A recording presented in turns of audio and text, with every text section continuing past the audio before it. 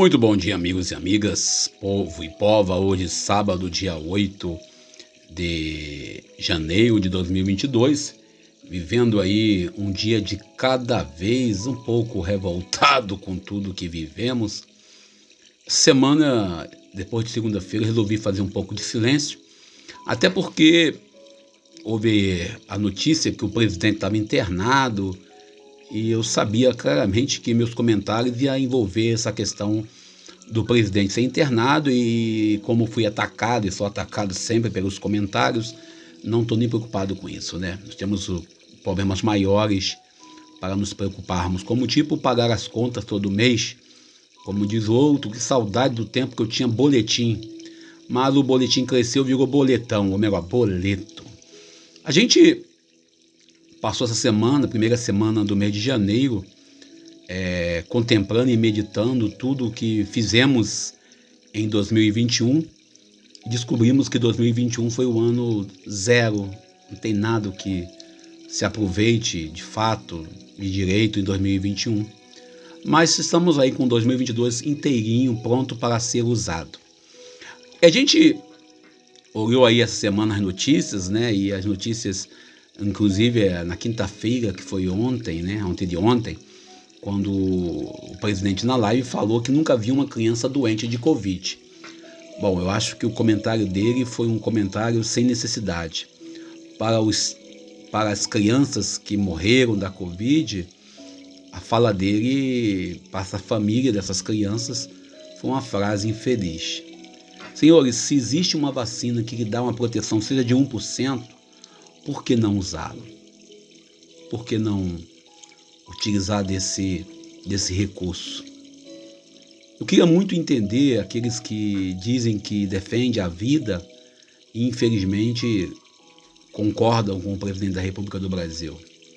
Queria muito entender aqueles que se dizem cristãos, que dizem que amam Jesus Cristo e concordam com quem fala que melhor é execução, matar, destruir.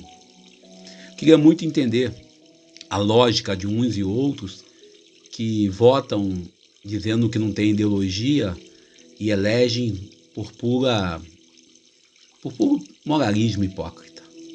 Também nós olhamos a fala de uns e outros, como por exemplo o ministro da Saúde, que simplesmente ele se dobra a tudo isso sem nenhum tipo de pudor.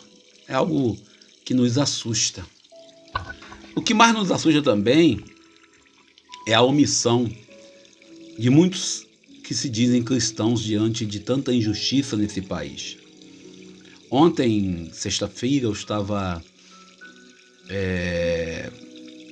em Paracambi, por volta de 10h30, 11 horas, e uma pessoa chegou para mim pedindo dinheiro para comprar gás. No outro dia, passou uma senhora por mim me pedindo dinheiro para pagar a passagem para ir para casa. Sabe, a gente, quando estávamos trabalhando na instituição que nós servíamos, nós víamos essas cenas e nós, sempre que podíamos, ajudamos. A gente hoje não tem nem como ajudar ninguém.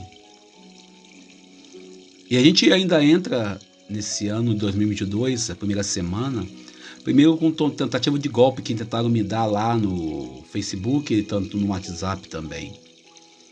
Também a gente entra sabendo daqueles que usam a rede social, a gente pede emprego e você vai ver lá, tem que pagar a taxa disso, taxa daquilo, pessoas que usam o desemprego do outro para poder pedir, para poder obter algum lucro. Isso é muito triste. Por isso 2022 ainda está com um cheiro de 2021. E a gente olha para a liturgia dessa semana, desde segunda-feira nós estamos celebrando a liturgia dessa semana e nós rezamos, vou falar hoje porque amanhã é domingo, dia do batismo do Senhor. A gente rezou todos os dias o Evangelho, teve pelo menos um dia da semana em que nós não queríamos ler o Evangelho. Houve um desânimo um dia desse aí que nem te conto. A gente leu na segunda-feira, João capítulo 1, versículo 29 a 34. Na terça-feira nós lemos Marcos capítulo 6, versículo 34 ao 44, na terça-feira. Na quarta-feira lemos Marcos capítulo 6, versículo 45 ao 52, na quinta-feira. E ontem nós lemos Lucas capítulo 5, versículo 12 ao 16. Lembrando que na quinta-feira lemos Lucas capítulo 4, 14 ao 22. A gente, quando olha para esses evangelhos, a gente olha muito direto às vezes, e esquecemos de contemplar o que ele quer nos dizer. Quando Jesus vem e lê o livro do profeta Isaías e diz que o Senhor lhe deu um espírito para poder libertar o cativo, para proclamar o ano da graça do Senhor, isso na quinta-feira. Ou quando ele alimentou a multidão lá, na semana teve esse evangelho, ou quando ele ainda andou sobre as águas. A gente, quando olha para Jesus, a gente sempre olha para ele como um Deus que vai solucionar nossos problemas, nossas dores, vai dar aquela pó de piripimpim, quando Deus conta que cada um e cada uma possa fazer a sua parte. E a gente olha para o evangelho de hoje, João capítulo 3, versículo 22 ao 30, quando Jesus coloca para a realidade, os seus discípulos. Jesus foi para a região de Judeia e lá ele batizava com seus discípulos. João também batizava. E quando João é questionado, é aquela coisa que acontece na comunidade, muitas vezes, competição. Ontem, no telefone, eu conversava com uma amiga falando sobre as nossas competições como cristãos. Nós não aceitamos que o outro possa fazer uma missão, um trabalho melhor do que o nosso. João tem claramente a sua vocação e sabe muito bem que ele não é Messias. Às vezes o que nos falta, é reconhecer que nós não somos o Messias. Nós não somos os donos da verdade. Interessante que a atividade missionária de Jesus e de João Batista, florescia, e surge aí um episódio que muitos dos discípulos entravam em conflito. A discussão com alguém que provavelmente tinha recebido o batismo da mão de Jesus. Era comum, eu tive uma vez numa comunidade, foi engraçado, a dona, após a missa, ela pediu a bênção do padre amigo nosso, eram 4 padres presentes, mais o bispo, e ela foi de fila em fila pedindo que o padre abençoasse. E o último que ela foi no bispo. Às vezes nós precisamos da força, não é isso? Às vezes o povo está carente, e certamente muitos daqueles que estavam com Jesus e com João Batista, certamente, ia se batizava com João, depois ia batizava com Jesus. João Batista não tem dificuldade de reconhecer o seu papel e o papel de Jesus. Reconhece Jesus como o esposo da igreja. Ele que vem celebrar as núpcias messiânicas. Ele é o Deus conosco, Emmanuel. João era apenas um sinal. Às vezes nós, em nossas igrejas, em nossas paróquias, em nossos grupos pastorais, em nossas famílias, queremos ser nós os donos da razão. João deixa claro que ele tem que crescer. Talvez em nossos ministérios, aí vale para os pregadores, talvez nós deixamos que Jesus fale, é melhor do que nós querermos tomar o papel de Jesus. É admirável, é fantástico a gente admirar que João Batista manifesta uma alegria, porque a pessoa está de fato indo seguir Jesus. Manifesta uma alegria.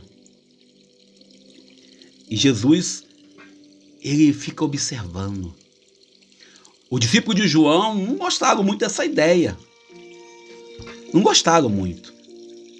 João, que está perto do fim da sua carreira, reconhece que sua vocação foi completa. Ele reconhece que a vocação dele de Messias não existe. Ele não é o Messias. O Messias é Jesus. Porque às vezes nós costumamos observar e colocar-se no lugar de Deus.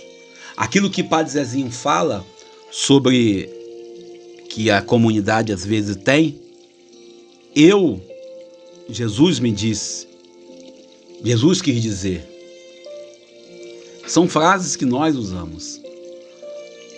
As palavras de João Batista dizendo que ele cresça ou diminua, traz para nós a certeza daquilo que Jesus falou sobre a importância de João Batista.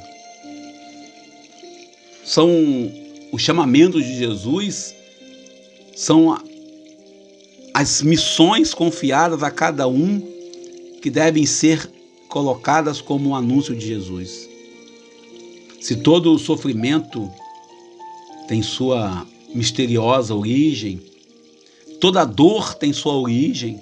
Eu dizia ontem para uma pessoa, dizia que ninguém quer sentir dor, ninguém quer sofrer, ninguém quer ser perseguido, ninguém quer passar pela cruz, mas muitas das vezes se faz necessário essa passagem se nós de fato quisermos viver verdadeiramente a vida eterna. A morte, para essa realidade que nós vivemos, é algo inevitável. Jesus, quando é apresentado por João Batista, ele não é apresentado como um concorrente, como alguém que vem para roubar a cena. Muitas das vezes em nossas igrejas, nossas famílias, nós competimos, nós entramos no conflito. Eu lembro até hoje, na morte de um amigo, e esse amigo dizia sabiamente, né, a história é essa, que eu não sabia, o outro amigo dizia, eu não sabia que a dor da saudade desse meu amigo era tão forte, que ele tinha tanta sabedoria, e que pena que eu perdi, que pena que eu não soube aproveitar. E mesmo a morte revelando a autenticidade, a profundidade que a vida tem, para além dos sucessos, dos insucessos, das dores, dos sofrimentos, às vezes nós não percebemos o quanto nós perdemos. A morte, aqui, a dor, a competição. Vivemos num mundo onde o que vale é aquele que sabe mais ou que tem mais. Para Cristo, com Cristo, em Cristo, Cristo, sacerdote, vítima, mais ainda, sacerdote, mais ainda, vítima. O Cristo como o Senhor da história, apresentado por João Batista, é o Cristo que se doa, se entrega. E João Batista, ele nos ensina que não somos nós o centro da missão. Não somos nós os donos da verdade, os racionais, os conhecedores, os doutores. Não adianta nada se nós, em nossas igrejas, em nossos grupos pastorais, e ontem eu dizia isso também, eu conversava isso com uma pessoa ontem, falava sobre aqueles que revelam Jesus Cristo e nunca vão à missa, sobre aqueles que falam de Jesus e trazem Jesus para nossas vidas com testemunho e nunca rezam o texto ou leem a Bíblia. Aqueles que trazem mais de Deus nas suas vivências do que nós, que às vezes não saímos de dentro da igreja. O ciúme, as competições internas, as mágoas, os rancores, os sofrimentos, que às vezes uma prática de fé errônea pode ter. Sem contar também que aqueles e aquelas que fazem da vocação não um ministério, mas uma fonte de renda, um emprego. Fazem da vocação de cristão algo que possa obter vantagem. Recordo até hoje de uma instituição em que os coordenador, o presidente, o comandante era evangélico e toda a instituição virou evangélica para poder manter a uma boa posição. Todo mundo era irmão, mas se viviam se comendo mais do que cobras no ninho. Quantas das vezes, em nossas vocações, em nossas missões, em nossas formações, nós às vezes pregamos uma coisa e fazemos outras. Quantas vezes nós damos testemunho com a boca e esquecemos da atitude. É isso que o João Batista vem dizer hoje pra gente. É isso que o João Batista diz pra mim hoje. O testemunho coerente. Não querer a vocação ou fazer da minha vida maior do que a vida do Cristo. Se todos somos chamados a ter testemunho de Jesus, não tem porquê eu fugir da minha vocação de santo pecador que sou eu. Não tem porquê fugirmos da nossa vocação de seguidores de Jesus, que é a Ele que nós seguimos. Nós não somos fazedores de discípulos, como diz Padre Zezinho. Nós somos aqueles que encaminham o irmão para a salvação. Não a salvação de acordo com aquele céu que eu idealizo, mas de acordo com a realidade do Evangelho. Nesse tempo em que temos aí bispos e padres até mesmo falando contra a vacina, nesse tempo que temos aí pessoas falando de ideologia de gênero e pessoas que falam que é contra a ideologia, sendo a favor da ideologia, pessoas falando que é contra o aborto, mas defende a pena de morte, pessoas que falam de tudo, mas na prática é outra. Aquele cristão, mais ou menos, que diz que é cristão quente, cristão fiel, mas quando chega na hora de decidir, foge da realidade.